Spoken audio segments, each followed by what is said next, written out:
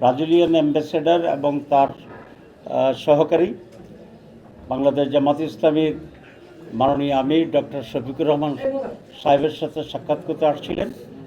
সেখানে জামাতের অনেক কেন্দ্রীয় নেতৃবৃন্দ সহ আমরা দীর্ঘ আলোচনা করেছি।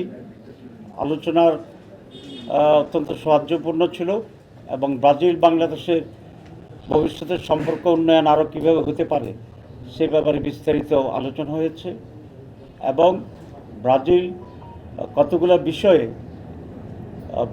পণ্য রপ্তানি করে, তার ভিতরে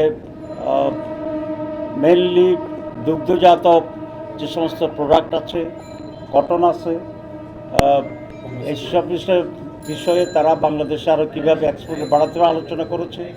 আমরা বলেছি বাংলাদেশ থেকে ফার্মাসিউটিক্যাল প্রোডাক্টস, গার্মেন্টস এ সমস্ত বিষয় ব্রাজিলে যেতে পারে, সেগুলো আরও কীভাবে বেশি করে রপ্তানি করা যায়। অধিকন্তু ব্রাজিলে বড় ধরনের কোনো ইনভেস্টমেন্ট বাংলাদেশে নেই।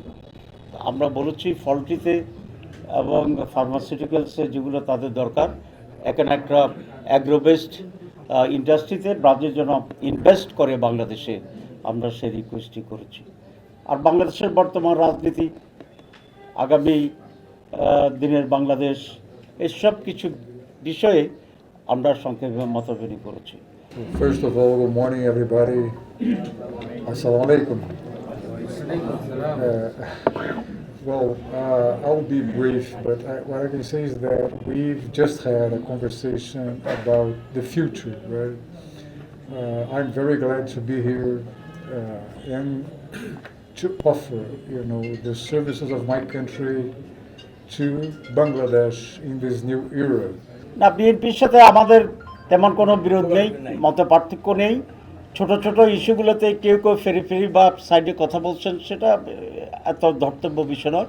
বিএনপির নজরুল ইসলাম খান সাহেব, মাননীয় সেক্রেটারি জেনারেল ওদের হোসেন সাহেব ভেরি ক্লিয়ারলি বলেছেন যে জামাতের সাথে আমাদের কোনো বিরোধ নেই, আর জামাত এটা ফিল করে না যে বিএনপির সাথে আমাদের কোনো গ্যাপ আছে। We are working together, will work together on the basic points for the interest of the nation.